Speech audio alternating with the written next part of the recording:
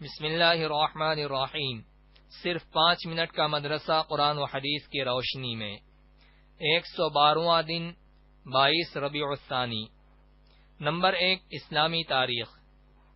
دوسری بیعت عقبہ۔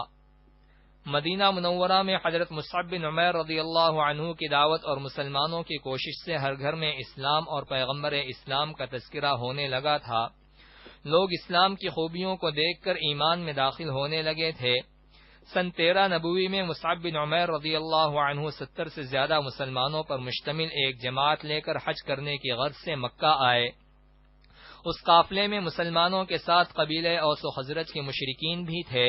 رسول اللہ صلی اللہ علیہ وسلم نے اپنے چچا حضرت عباس رضی اللہ عنہ کے ساتھ عقبہ نامی گھاٹی میں آ کر رات کے وقت مسلمانوں سے ملاقات فرمائی۔ حضرت عباس رضی اللہ عنہ نے مسلمانوں کی جماعت سے کہا، محمد صلی اللہ علیہ وسلم اپنی قوم میں نہایت باعزت ہیں اور ہم ان کی حفاظت کا خیال کرتے ہیں۔ وہ تمہارے یہاں آنا چاہتے ہیں۔ اگر تم پوری طرح حفاظت کرنے کا وعدہ کرو تو بہتر ہے، ورنہ صاف جواب دے دو۔ انصار نے کہا، ہم نے آپ کی بات سن لی، اب حضور صلی اللہ علیہ وسلم بھی کچھ فرمائیں۔ آپ صلی اللہ علیہ وسلم نے قرآن کی تلاوت فرما کر انہیں اسلام لانے کا شوق دلایا۔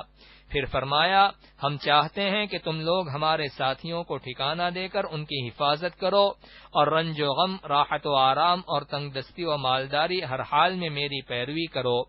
اس نصیحت کو سن کر انصار نے بخوشی منظور کرتے ہوئے آپ صلی اللہ علیہ وسلم کے ہاتھ پر بیعت کی۔ پھر اسلام کی دعوت و تبلیغ کے لیے ان میں سے 12 افراد کو ذمہ دار بنایا۔ نمبر 2، حضور صلی اللہ علیہ وسلم کا معجزہ۔ حضرت جابر رضی اللہ عنہ کے باغ کی کھجوروں میں برکت۔ حضرت جابر رضی اللہ عنہ فرماتے ہیں کہ میرے والد جنگ احد میں شہید ہو گئے، لیکن اپنے پیچھے اتنا قرضہ چھوڑ گئے کہ میرے باغ کی کھجوروں سے وہ قرضہ ادا ہونا مشکل تھا، اور ادھر کھجور کاٹنے کا وقت آ پہنچا تو میں آپ صلی اللہ علیہ وسلم کے پاس آیا اور ساری حالت آپ صلی اللہ علیہ وسلم کے سامنے رکھی تو آپ صلی اللہ علیہ وسلم نے فرمایا، اچھا جاؤ اور کھجوریں کاٹ کر الگ الگ ڈھیر کر لو۔ میں گیا اور ایسا ہی کیا۔ پھر حضور صلی اللہ علیہ وسلم آئے اور سب سے بڑے ڈھیر کا 3 بار چکر لگایا اور پھر اس کے پاس بیٹھ گئے اور فرمایا، اپنے قرض خواہوں کو دینا شروع کرو۔ میں نے اس میں سے تول کر دینا شروع کیا۔ اللہ تعالیٰ نے میرے والد کا کل قرضہ ادا کرا دیا، لیکن جتنے ڈھیر تھے سب بچ گئے، اور جس پر حضور صلی اللہ علیہ وسلم تشریف فرما تھے، قسم بخدا وہ ایسا ہی رہا، ایک کھجور بھی اس کی کم نہ ہوئی۔ نمبر 3، ایک فرض کے بارے میں۔ دین میں نماز کی اہمیت۔ رسول اللہ صلی اللہ علیہ وسلم نے فرمایا، دین بغیر نماز کے نہیں ہے، نماز دین کے لیے ایسی ہے جیسا آدمی کے بدن کے لیے سر ہوتا ہے۔ نمبر 4، ایک سنت کے بارے میں۔ جنت حاصل کرنے کے لیے دعا کرنا۔ جنت حاصل کرنے کے لیے اس دعا کو کثرت سے مانگے، وَجَعَلْنِي مِن وَرَثَةِ جَنَّةِ النَّعِيمِ۔ ترجمہ، اے میرے رب مجھ کو جنت کی نعمتوں کا وارث بنا دے۔ نمبر 5، ایک اہم عمل کی فضیلت۔ حلال کمائی سے مسجد بنانا۔ رسول اللہ صلی اللہ علیہ وسلم نے فرمایا، جس نے حلال کمائی سے اللہ کی عبادت کے لیے گھر بنایا تو اللہ تعالیٰ اس کے لیے جنت میں قیمتی موتی اور یاقوت کا شاندار گھر بنائے گا۔ نمبر 6، ایک گناہ کے بارے میں۔ اچھے اور برے برابر نہیں ہو سکتے۔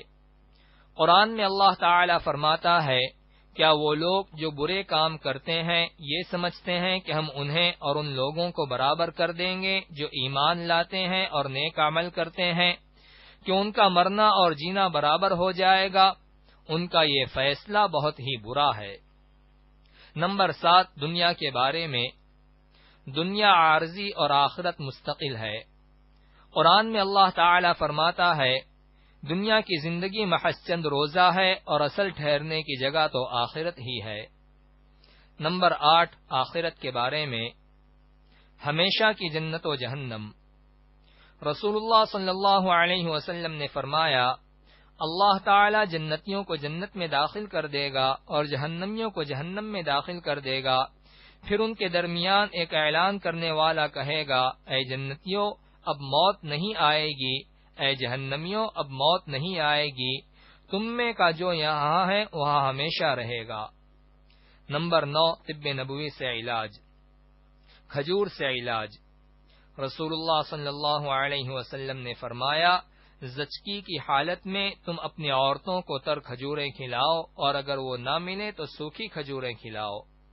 خلاصہ، بچے کی پیدائش کے بعد کھجور کھانے سے عورت کے جسم کا فاسد خون نکل جاتا ہے اور بدن کی کمزوری ختم ہو جاتی ہے۔ نمبر 10، نبی صلی اللہ علیہ وسلم کی نصیحت۔ رسول اللہ صلی اللہ علیہ وسلم نے فرمایا، عورت سے 4 چیزوں کی وجہ سے نکاح کیا جاتا ہے، اس کے مال، حسب نسب، خوبصورتی اور دینداری کی وجہ سے۔ تمہارا بھلا ہو تم دیندار عورت کو پسند کر کے کامیاب ہو جاؤ۔